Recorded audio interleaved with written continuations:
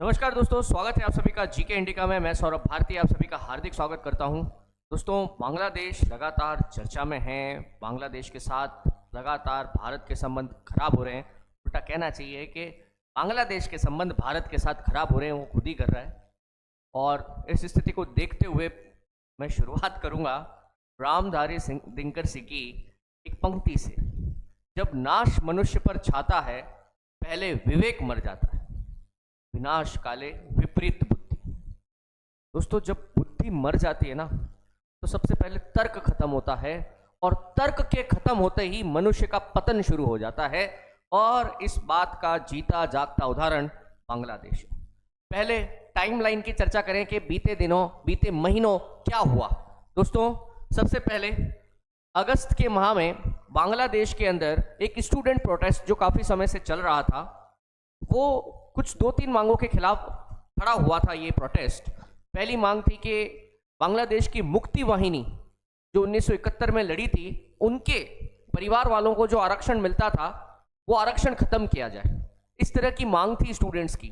और ये मांग इतनी बड़ी हुई, इसके साथ और भी वहां की कट्टरपंथी प्लस बांग्लादेश की जो अपोजिशन पार्टी थी बीएनपी, बांग्लादेश नेशनलिस्ट पार्टी, उनके भी समर्थन के कारण आखिरकार एक बहुत बड़ी भीड़ वहाँ के प्रधानमंत्री आवास पर हमला करती है। और बांग्लादेश की जो प्रधानमंत्री हैं शेख हसीना, उन्हें वहाँ से भागना पड़ता है। वर्तमान में भी उन्होंने भारत में शरण ली हुई है। और इसके बाद जो दोस्तों घटनाक्रम होते हैं, वो किसी भी सभ्य देश के लिए ठीक नहीं कहे जा सकते। बांग्लादेश के प्रधानमंत्री आवास को लूटा गया, वहाँ पर लोगों ने जो जिसके हाथ लगा, इवन बहुत ही शर्मनाक फुटेज भी सामने आई। वहाँ के लोगों ने ऐसी ऐसी चीज़ें, प्रधानमंत्री के पर्सनल कपड़े तक उन्होंने लूट लिए। शर्मनाक था ये बहुत। उसके बाद वहाँ के स्टूडेंट लीडर्स ने एक पॉपुलर गवर्नमेंट चुनी, जो कि एक अस्थायी सरकार थी। 90 दिन का टाइम पीरियड वहाँ के कॉन्स्टिट्यूशन में है कि उसके बाद एक वापस सरकार चुनेंगे। और इस सरकार का अंतरिम जो प्रधानमंत्री चुना गया, वो चुना गया मोहम्मद यूनुस को। मोहम्मद यूनुस, दोस्तों आपने ठीक सुना, ये वही विख्यात अर्थशास्त्री हैं जिन्हें नोबेल पुरस्कार मिला। और इन्होंने वहाँ पर बांग्लादेश में माइक्रो फाइनेंस, है ना, छोटे छोटे फाइनेंस देने के लिए शुरुआत की थी। और इसी माइक्रो फाइनेंस मैनेजमेंट के लिए इन्हें नोबेल पुरस्कार मिला था। वर्तमान में वही बांग्लादेश की सत्ता संभाल रहे हैं, परंतु लग नहीं रहा है कि नोबेल पुरस्कार जो मिला था वो यहाँ कहीं काम आ रहा है। पूरे देश का लॉ एंड ऑर्डर वर्तमान में विफल है। वर्तमान में जो परिस्थितियां हो रही हैं दोस्तों, इसके पीछे की एक लंबी कहानी है, वो चर्चा मैं एक सेपरेट वीडियो में करूंगा। बट फिलहाल परिस्थितियां कैसे बिगड़ रही हैं और सरकार उसको कंट्रोल करने में कैसे विफल रह रही है। आप देखें, सबसे पहले तो जैसे ही बांग्लादेश में सरकार का पतन होता है, सबसे पहले वहाँ के लोग शेख मुजीबुर रहमान, जो बंगबंधु कहे जाते हैं, जिन्होंने बांग्लादेश को एक स्वतंत्र देश बनाने में अपना पूरा जीवन खपा दिया, जेल में भी रहे, बांग्लादेश के राष्ट्रपति प्रधानमंत्री भी बने, हालांकि उनकी भी हत्या हो गई थी। उनसे जुड़ी हुई सभी यादें, मैं उनकी जो भी मेमोरी में चीज़ें बनी हुई हैं, उनको लोगों ने तोड़ना शुरू किया। अभी रिसेंटली खबर आ रही थी कि नोट पर के ऊपर से भी जो उनकी इमेज है उसको भी हटाया जाएगा। तो दोस्तों, प्लस बांग्लादेश ने अपना खुद का ट्रेड, बांग्लादेश कुछ समय पहले तक एशिया की फास्टेस्ट ग्रोइंग इकोनॉमी थी, बट उन्होंने अब खुद के ही पाँव पे कुल्हाड़ी मार ली है, या यूं कहें पूरा पाँव ही कुल्हाड़ी पे मार दिया है। वो ट्रेड बिल्कुल ख़त्म हो गया है। ऑलमोस्ट सारी चीज़ें भारत में शिफ्ट हो रही हैं। प्लस इसके बाद भी अब समझ जाना चाहिए कि भैया स्थिति गड़बड़ है, हमें कुछ सुधार करना होगा। बट नहीं, वहाँ की माइनॉरिटीज़ पे, खासकर हिंदू कम्युनिटी पे जिन्होंने अटैक करने शुरू किए। अटैक इतने भयंकर थे दोस्तों कि अंतर्राष्ट्रीय स्तर पर इसकी गूंज सुनाई दी। और पाकिस्तान के अंदर भी हिंदू अमेरिकन बॉडी जो है, उसको ये कहना पड़ा अपनी सरकार से कि आप प्लीज़ वहाँ पे माइनॉरिटीज़ के लिए कुछ करिए। प्रेसिडेंट ट्रंप भी, जो कि अब प्रेसिडेंट तो चुने जा चुके हैं, शपथ लेना बाकी है, वो भी उस समय अपना चुनाव का कैंपेन कर रहे थे। उन्होंने भी ट्वीट करके कहा कि बांग्लादेश में हिंदू माइनॉरिटीज़ को प्रोटेक्ट करना होगा। अंतर्राष्ट्रीय मुद्दा बन गया दोस्तों। और वहाँ की प्रेस अभी भी क्या कह रही है कि ये सब एक प्रोपेगेंडा है। पता नहीं ये कैसे जी रहे हैं लोग, क्या कर रहे हैं, इनको कुछ आइडिया नहीं है कि तुम क्या कर रहे हो। बांग्लादेश क्षेत्रफल, जनसंख्या, जीडीपी, इकोनॉमी, सब के मामले में कहीं स्टैंड नहीं करता है। गलतफहमी इनकी इतनी चरम पर है कि आप पूछो मत। अभी वहां पर एक इस्कॉन टेम्पल की एक शाखा, जिसके पुराने अगर आप इतिहास को बांग्लादेश में उठाकर देखें तो कई मौक़ों पर, चाहे चक्रवात हो, चाहे और कोई आपदा हो, प्राकृतिक आपदा हो, है ना, या फिर और कहीं वहाँ पे सोशल हार्मनी के लिए इफ्तारी पार्टी, रमज़ान का महीना सेलिब्रेट करना, उन्होंने सब किया दोस्तों। और जब माइनॉरिटीज़ संकट में आई, इस्कॉन के प्रभु चिन्मय दास सड़कों पर आए, उन्हीं को गिरफ्तार कर लिया गया।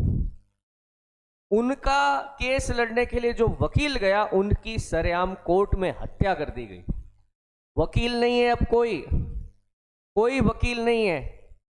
2 जनवरी तक वो कस्टडी में हैं और उन्हें बोला जा रहा है कि जब तक कोई वकील नहीं आता, हमें नहीं लग रहा है कि आपके, कोर्ट क्या कह रहे हैं, आपके आने से कोर्ट में देश में हालात खराब हो जाएंगे, इसलिए हम 2 जनवरी तक आप जेल में ही रहो। और ये बात करते हैं डेमोक्रेसी की। मतलब वाकई में जब नाश मनुष्य पे जाता है, पहले विवेक मर जाता है। ये इसकी पराकाष्ठा है। अब ये यहां तक नहीं रुके, अपने कॉलेजेस के अंदर इन्होंने इस तरह के इंडिया के फ्लैग को पावदान की तरह से बिछा के वीडियो वायरल किए। मतलब क्या लगता है कि यहाँ पे हम कुछ रिस्पॉन्स नहीं आएगा?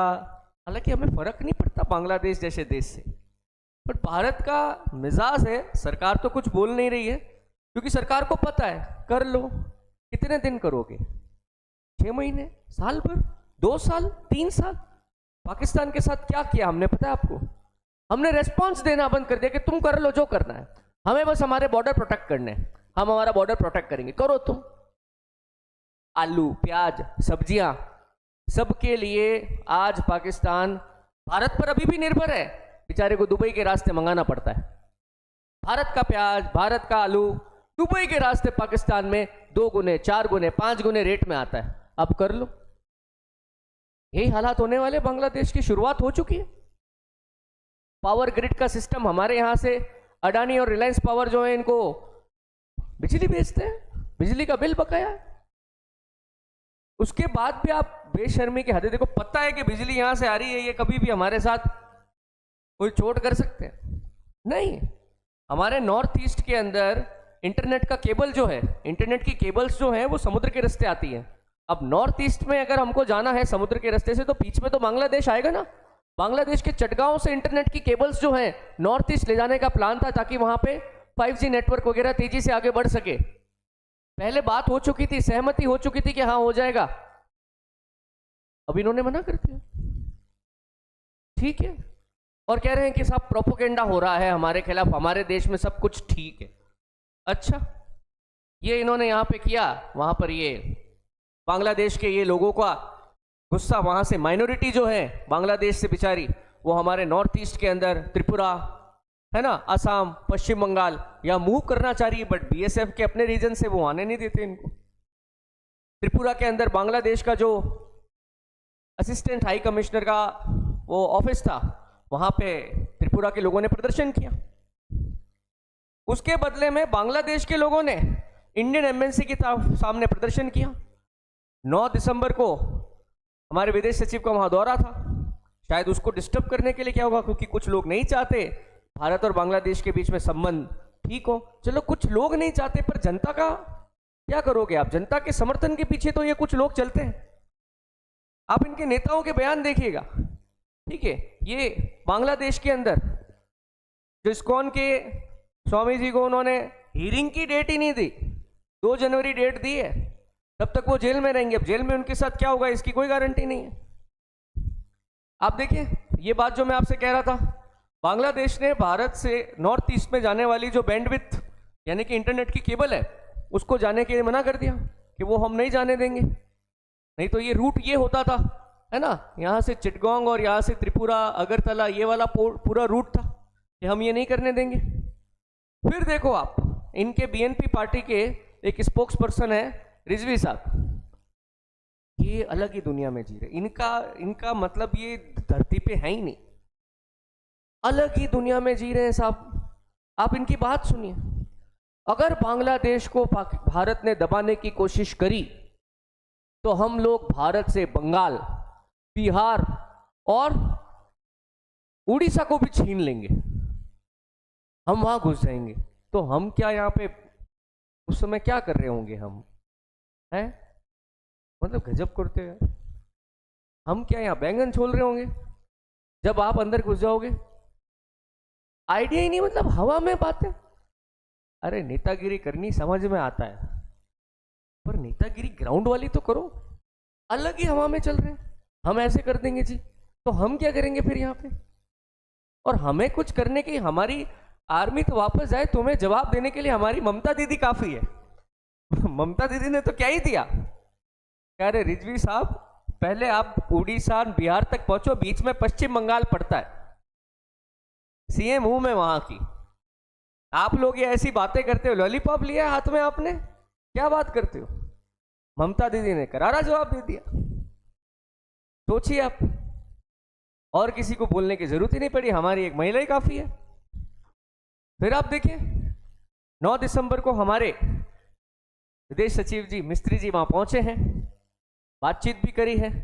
उन्होंने कह भी दिया है कि हमारी माइनॉरिटीज जो आपके देश में रहती हैं, इन पर होने वाला अटैक रिग्रेटेबल है, हम इसे कंडेम करते हैं। पता नहीं ये बांग्लादेश के हालात क्या होंगे, बट फिलहाल तो भविष्य अंधेरे में ही दिख रहा है। बट मुझे कई बार आश्चर्य होता है कि जनता को क्या हो जाता है, इन लोगों को क्या चीज समझ में नहीं आती है, ये किस दुनिया में रहते हैं, पता नहीं क्या गलतफहमी है इन लोगों को। अरे भैया, जिस तरह से आप जी रहे हैं, आपका देश भारत की वजह से बना है। आपके पूर्वजों से, पूर्वज तो छोड़ो, 3-4 पीढ़ी पीछे जाके पूछो कि आपके पिताजी, दादाजी, आपकी महिलाओं के साथ क्या बदसलूकी हुई है। इतिहास को पढ़िए, उस इतिहास को तो मिटाना है भाई साहब, साफ कर दो। क्या पता किस तरह से आप लोग आगे बढ़ना चाह रहे हो। अच्छी खासी इकोनॉमी चल रही थी, अच्छा खासा परफॉर्मेंस आ रहा था, फास्टेस्ट ग्रोइंग इन एशिया। अब वाह, पता नहीं कितने पीछे चले जाएंगे, अभी कुछ कहा नहीं जा सकता। तो दोस्तों, ये वर्तमान स्थिति है बांग्लादेश की। 9 दिसंबर आज है, आज ही हमारे राजनयिक वहाँ पर पहुँचे थे, सचिव, बातचीत हुई है। अब देखिए इसका क्या रिस्पांस वहाँ की तरफ से आता है, बट मुझे उम्मीद कमी है।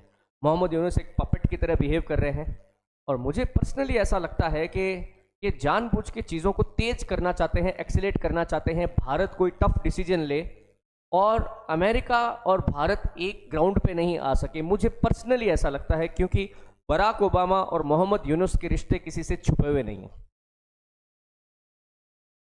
बराक ओबामा, कहा जाता है कि ये जो बाइडेन थे वो तो सिर्फ फेस थे, वाकई में बराक ओबामा ही पीछे से सरकार चला रहे थे। अब वो नहीं है, डोनाल्ड ट्रंप इनके बिल्कुल कंट्रोल में नहीं आएंगे, वो तो दिखती सी बात है, जाहिर सी बात है। तो वो जानबूझ के पहले से, अगर भारत कोई एग्रेशन दिखाता है तो वो मजबूर करेगा कि अमेरिका भारत के साथ इस लड़ाई के मुद्दे पर, आमने सामने के वॉर के मुद्दे पर साथ ना दे। मे भी ऐसा हो सकता है, ये मेरा एक अनुमान है। आपको क्या लगता है, आप मुझे ज़रूर कमेंट करके बताइएगा। बाकी जैसे जैसे जो स्थितियां बनेंगी, मैं आपके लिए और जानकारी सामने लाता रहूँगा।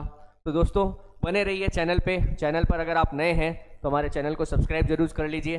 टेलीग्राम चैनल और इंस्टाग्राम आईडी जीके इंडिका के नाम से है, उसे भी ज़रूर फॉलो करिएगा। दोस्तों, इसी के साथ इजाज़त चाहूँगा। धन्यवाद। जय हिंद, जय भारत।